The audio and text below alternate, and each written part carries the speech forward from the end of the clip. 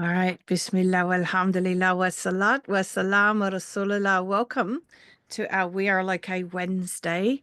We're continuing on our journey from A to Z through the emotional transformation, and we're up to the letter V is for vexed. It did get a little more challenging towards the end of the alphabet, finding emotions that match. When we get to X, you'll see we had to be very creative. So V is for vexed, when frustration bubbles over, but peace begins with perspective. So vexation signals an inner conflict. Feeling vexed often arises when reality doesn't match our expectations, inviting us to pause and reflect, react or reflect. Or I would actually go even react or respond is kind of our choices in a way. In the moment of frustration, we have a choice: escalate the discomfort or turn inwards for clarity and calm. Peace returns with surrender by releasing the need to control others or the outcomes, and then we open the doors to emotional freedom and spiritual ease. Alhamdulillah. Juicy, so many juicy things in that topic, subhanallah. So the first part, that vexation signals an inner conflict where the outside or our reality is not matching our expectations. And I think the vexation comes from misunderstanding how it works and thinking that something outside of us needs to change in order for us to feel better, when the reality is something inside of us needs to change in order for us to feel better. And so we get into a kind of frustration, and it doesn't matter how many years you've understood this and how deeply you understand it, you will still get these times where it eludes you, where you can't see it, where it really truly does look like something needs to change for you to feel okay. And I say that from a place of starting this journey of learning this 10 years ago now. I started in 2015. And so this is 10 years of immersing myself in this understanding. And yet, even in this last month or so, there's been a particular thing going on that I've lost sight of it, and getting caught up in it should look a particular way or it should be a particular way. And the fact that it's not has me having thinking, well, no, I'm having thinking that is leading to that sort of feeling vexed. And I think vexed is an interesting word. I don't know, everybody interprets words based on their own experience, but feeling vexed, it's kind of, I feel like it's a bit different to say anger and frustration, in that anger and frustration tends to be quite a more intense emotion that's sort of maybe short-termed. Vexation seems to be something that I would say is more that kind of lingering feeling that it's just, it's like when you've got, is it tinnitus, that buzzing in your ear? So it's like it's like a long-term buzzing. So it's keeps just going on and on and on, especially in situations where you don't see things changing. And so our expectations are part of the issue, because we've got this misunderstanding in the moment that somehow we're not going to be okay unless something changes. And so that's why it's an invitation to pause and reflect, because it's an invitation to ask yourself the question, what is it I'm not seeing? Or ask the question, what is it that I'm expecting that is obviously not the qadr of Allah right now? Because in a way, the vexation is also pointing us to the fact that somewhere we're not accepting the qadr of Allah, because everything is the way it is because it's the qadr of Allah. Does that mean we have nothing to do with it or need to do nothing with it? No. It just means that it is what it is right in this moment, because that's the way it's meant to be. And so our response to it, rather than reaction to it, is what am I meant to be doing in this moment with the way things are in this moment? And so that brings like to the next point, which is, react or reflect. So if the reflection leads to the possibility of responding to the situation rather than reacting to the situation. And I think it's really important to understand the difference. A reaction is kind of from an emotional place. It can also be quite quickly, like come about quite quickly, and it's not necessarily coming, well, it's most likely not coming from wisdom. um you know the only times it's okay to have a reaction is in an emergency, like for instance your child is falling off the sofa. React to go and catch them. Absolutely. God knows why I thought of that as a it's probably because my 9-month-old grandson's getting to that age where he's, moving about, but still a bit fearless and not understanding the pain of falling off heights. That's probably why that popped into my head as an example. But you get what I mean. So the only time it's okay to have a reaction is when there is a reaction needed, like something needs to happen in the snap of a moment. It is actually an emergency. It is actually something urgent. The rest of the time, we do not want to be reacting, we want to be responding. Because if we're reacting in those other times when it's not an emergency, most likely, without fail, probably, we are responding. Or we're actually not responding, we're reacting in a way that is displeasing to Allah. We're behaving in a way that is not pleasing, that's not helpful, it's not conducive to the situation getting better. And so that's pause and reflect gives opportunity for there to be the space then to respond rather than react. So rather than in a moment of frustration saying or do something, just pause. And when we say pause, we're not saying go and take a vacation for a week, although some issues you might feel like that's what's needed, but I'm not suggesting that. A pause could simply be a breath, like a long, deep breath. Sometimes, we take a big breath and sigh, right? A big breath and a sigh can actually be quite grounding. It could be just long enough for us to get out of our thinking and back into our wisdom, because that's all that is needed in the moment. Um, so if we react, we can just escalate our discomfort. We can actually just make matters worse. We can prolong the issue, or we pause, reflect, breathe, respond, turn inwards for that clarity and calm. And what are we turning inwards to when we turn inwards? We're turning back to Allah, actually. We're turning back to how Allah is guiding us in the moment. Because the beautiful thing is, when we truly, fully trust that Allah is guiding us in every given moment, there is nothing that we need beyond that. It's the true meaning of Allah being sufficient for us, right? Does that mean there isn't things that need to be done, or in that moment we don't need something? That's not what I'm talking about. Because again, this is sort of the theme that came up this morning in the Peaceful Heart session, is the separation between the external and the internal. So, you know, if we are, if we've cut ourselves and we're bleeding, right? Well, it may well be that in that moment we actually need to put pressure on that spot, or that we may need a bandage, or we may need to go to the doctor and be stitched up, right? So, yes, there is an actual need there, right? But above and beyond that need, and at a psychological level, is that Allah is sufficient for us, right?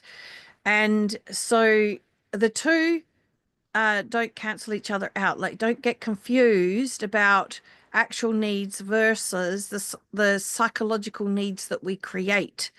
So in that moment, if we, for instance, created a psychological need that I need,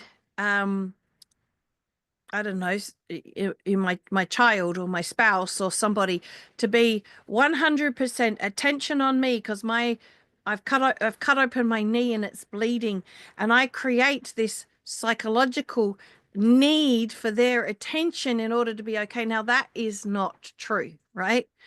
That is something we've created, and that is where we're not seeing that Allah is sufficient for us. Do we need them to potentially drive us to the doctor? Absolutely, yes. Do we need them to give us their undivided attention and be this, that, and the other? No, we don't need that. Allah is sufficient for us in the moment. And I think this is where, because we're talking here about the reality not matching expectations, or the vexation coming from the outside and the inside not being in alignment. A lot of that comes from misunderstanding the separation between the psychological and the physical. We can be physically safe, like right here, right now, sitting in my chair. There really is no imminent danger, right? I'm not likely to experience there's nothing obvious, right? I mean, obviously anything could happen at any moment, according to Allah's plan. But I'm just saying that physically, on an assessment looking around me, I'm safe. But I could have thinking and sit here and lead myself to feeling completely unsafe. I could imagine a whole lot of things. Okay, I'll give you an example.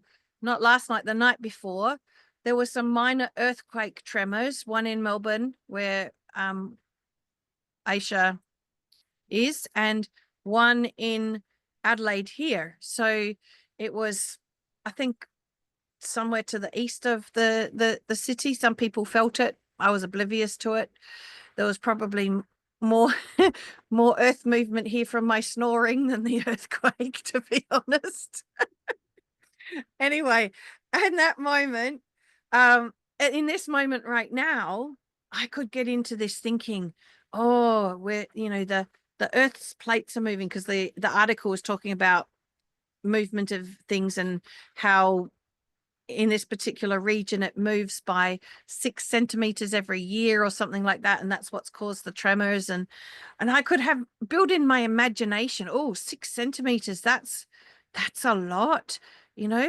What happens if that was just the beginning, and we're about to have an earthquake? And I could get myself into a state of panic. I'm completely physically safe, but psychologically I don't feel safe. And the vice versa can happen too.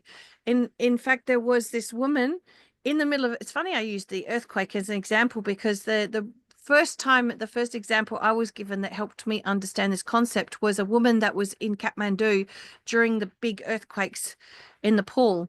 And she'd been learning about this understanding, and she was in the middle of this earthquake, and it was a pretty serious earthquake. It damaged, quite extensively and killed many people. And in the middle of this earthquake, where physically she wasn't safe, because no one was safe in that moment, because buildings were falling down and all sorts of things were happening, she felt psychologically safe. Now, she wasn't Muslim, and it wasn't her putting her trust in Allah. She was just present in the moment and experiencing Allah's guidance and following Allah's guidance without actually recognizing that's what it was, because that's innate in us. We were born with that. That's our fitrah.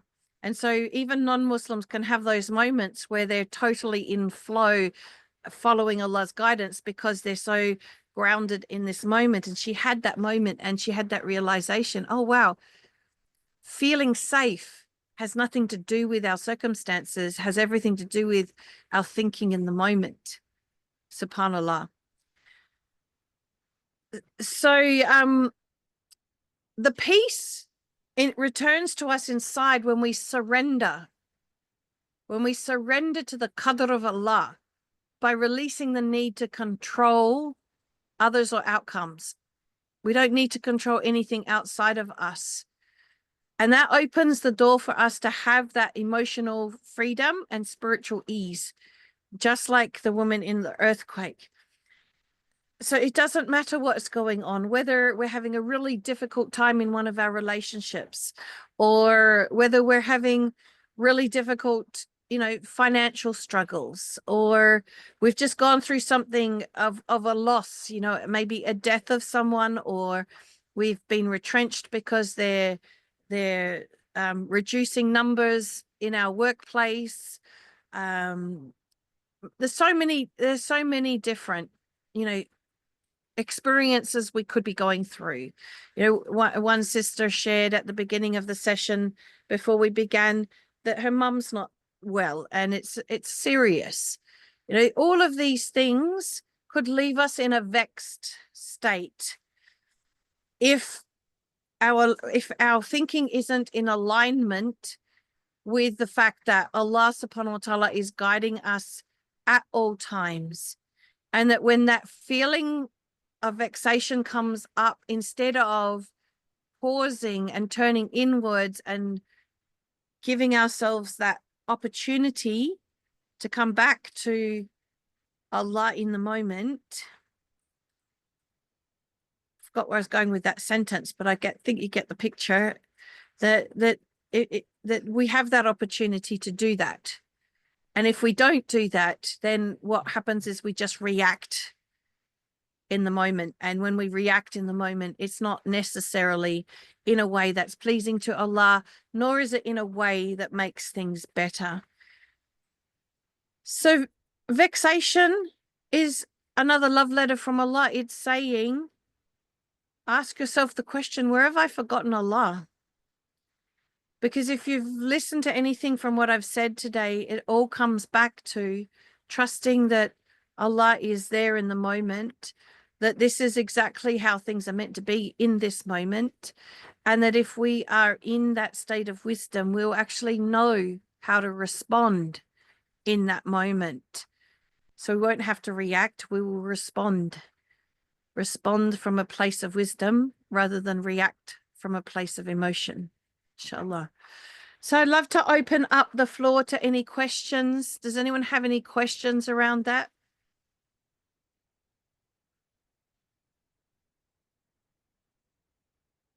Don't know if you can hear the rain on the roof. It suddenly got a bit noisy here because the room that I'm in, there's a tin roof and a very thin layer between the tin roof and the ceiling. So it's very loud, alhamdulillah. Yes, Aisha, go ahead. Oh, Subhanallah. It's like, Alhamdulillah, Sister Catherine, Alhamdulillah, because when you changed the certification session timing, I was very worried and very very overwhelmed, and I panicked almost, and I was checking the calendar like everything. Okay, when is the next coaching session? Because I really need coaching on this particular topic, because all of a sudden something has there is a build up, and that build up has a domino effect on me, and I'm unable to cope up with that. But today's session, it feels as if it was curated and and made to order session. I'm out of words that what this session has done again, subhanallah. This is Alhamdulillah. such a big mercy of Allah subhanahu wa ta'ala, that things have changed a lot lately, in my life, in like the home situation and a family situation. And I'm standing at a point where I have to give up certain things to accommodate other immediate things that needs our attention as a family. And I was like, I can't let go of this particular thing, because this is the thread that I'm hanging with at this stage. And it's very helpful for me, that fills my cup, right? And Hmm. I was thinking, and I was going in like the spiral. It's like a tornado, a non-stop tornado in my head. And subhanallah, my blind spot after listening to this was that I was not present in the moment. I was Mm-hmm. constantly thinking about the future and with the burden of past. Mm-hmm. And I Mm-hmm. was constantly blaming the past, that, okay, if I wouldn't have taken that decision, I wouldn't be facing what is happening right now. Because Mm. right now, the situation is not allowing me. to proceed with certain things, and I'm in the middle of nowhere, you know. And I was blaming the situation, then myself, then people related to me somehow were they become part of that thinking.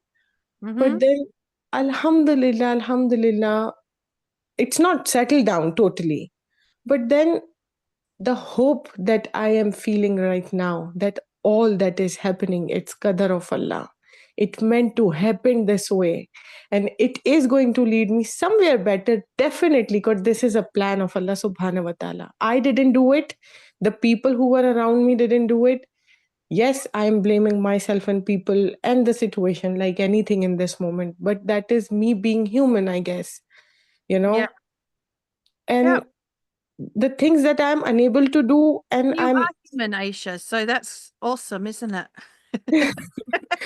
Alhamdulillah, Alhamdulillah, I won't say that I'm feeling like perfectly all right, but there is this kind of a sukoon, that sakina that I'm feeling, contentment that I'm feeling Mm-hmm. being in this session while listening to you. Alhamdulillah. And subhanallah, I didn't feel anything in Melbourne. I didn't even know up until you mentioned it that something happened. Yeah, well, I didn't feel it here either. As I said, I reckon the ground was probably shaking more from my snoring here than from an earthquake. Subhanallah, see, It and was after midnight in Melbourne. It was at 2 a.m. in Adelaide. So it was while we're sleeping. wow, subhanallah. See, and that is also for a reason that Allah keep us unaware of so many things with hikmah, like the time of our death. My teacher always mentioned that in tafsir that, there is such a big hikmah that nobody knows their time of death and Hmm. how we can utilize it in the path of Allah because we don't know when it is. And all we need is think it in a way that we have got a chance in this moment, what we can do to please Allah right now. Exactly. And can you imagine if we knew when we were going to die, we would wrap everything we did around that deadline. And we won't be able to do anything productive or positive because we will live in the fear of our death. Well, it would be a challenge for us to be in our wisdom because there would be so much constant thinking Mhm. about this deadline that we have. Well, just look at it. Let's put death aside and just go, okay, we're studying and we've got an assignment due. How does our head feel leading up to the assignment being due? It's like we can't think about anything else And till we finish that assignment and hand it in. It's like it's hovering there over our head constantly until we finally submit it. And then there's this, well, exactly, that's how we would live our life if totally, when totally, I our agree. last moment was, because we would be always constantly leading up to that moment, which Hmm. there's a healthy way of doing that and an unhealthy way, but I think we would have the tendency to fall into the unhealthy Unhealthy way, way. yeah. Mm. Yeah. But Subhanallah. what I'd like to point out is how your example of what you've just shared is a perfect example of what we're talking about, right? Because at one point you said you were getting more and more stressed because the timetable changed and you had decided you needed my coaching, right? Yes. In your mind, it's I need this to be okay. And then the Yes. circumstances changed and it was like, there's no coaching with Catherine yesterday, right? Yes. But Allah knew that you would get whatever you needed in this session and guided me to speak the way I did because I had no clue how I was going to unpack this topic until I unpacked it, and and that you needed to show up, so you showed up. So Allah knew that what you needed was there for you, and so this is like an opportunity to have to notice the evidence that's in front of you to support the fact that Allah is sufficient for you. Alhamdulillah. Alhamdulillah. Yes.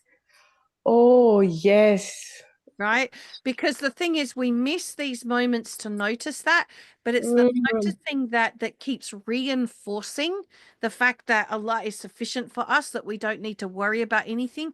If we could just stop and notice all these times when mm, we've thought we've needed something, but Allah has facilitated for us the answer in so many different ways, and then realize that is confirmation that Allah is sufficient for us, then we would actually worry less because we would become more firm in our belief that Allah is sufficient for us. Subhanallah, yes. Because I was relying on that coaching session. I marked it in my calendar Yeah. that I have to show up on that week, Well, that time. you And were placing, subhanallah, because in my mind, I was thinking that is my solution. yeah, well, 'Cause- in your mind, you were relying on the Mm, means rather than the source, because I'm just part of the means. I'm not the source. mm, Allah is the source, the only source. mm. The rest is means, and we don't want to be relying upon the means. Definitely not. And that's where the tawakkul plays the role, And that's main where we role. can see the tiny, subtle places where there's flaws in our tawheed. Yes, definitely, yes. Yes, Subhanallah. How whatever the hint of shirk is there, that relying on the sources and not on And the it's not main a, source and and, on the not on the means. and it's not something to panic about. It's just something to observe Mm, so mm. that it sinks in. And be grateful that Allah made us realize all these. Alhamdulillah. Absolutely. Could you imagine going through the rest of Alhamdulillah. your life oblivious to that? How dangerous that would be. Yeah, Alhamdulillah. It feels like the sign that I should get back to your Ihsan series because the way you unpacked all these situations in your impact with Ihsan is Hmm. just mind blowing, subhanallah. Alhamdulillah. Inshallah. Alhamdulillah. Jazakumullah khairan, Sister Catherine. Quite Jazakumullah. majesty. All right, Abdul Bari's got a question. Go ahead, brother. Assalamu alaikum. Walaikum salam wa rahmatullah. I wanted to just add one thing, subhanAllah, as Aisha was speaking, and that is actually even relying on yourself is a form of shirk too. Like, that's so subtle that I haven't really thought about it, because normally when you think about shirk, you think about like everything else, on a person, on a job, or on money or something. But even like on yourself is also a form of shirk. And Yeah. as you mentioned, you shouldn't panic. You should just notice it and see how you can go back to Allah subhanahu wa ta'ala. Yep. Exactly. Exactly. Beautiful example. Jazakallah khair for adding that. We have 2 minutes left until we have to close the room because there's another session needs the room. I would love to hear someone share a takeaway from this if they have one. Does anyone else have a takeaway to share? If no one, I think the biggest thing that I had was differentiating the psychological need from the physical need, because oftentimes I jumble them both. So that was very good to hear. Jazakallah khairan. Yeah, and you know what? If you can relax into tawakkul, you will always notice how to respond to your physical needs. So I've had so many situations where I just knew what was the right thing, like I was feeling some sort of symptoms.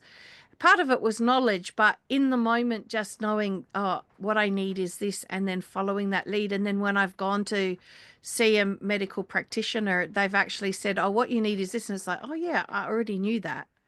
I was already doing that. So we get worried a lot that we need other people to tell us what we need, but we're always being guided by Allah to what we need. Alhamdulillah, from in a physical sense. So we need to wrap up because there's another session about to start. So jazakallah khair for being here. Subhanakallahumma bihamdika shada la ilaha illa anta astaghfiruka wa atubu ilaik. Assalamu alaikum wa rahmatullahi wa barakatuh. Jazakallah khairan wa alaikum salam wa rahmatullahi wa barakatuh.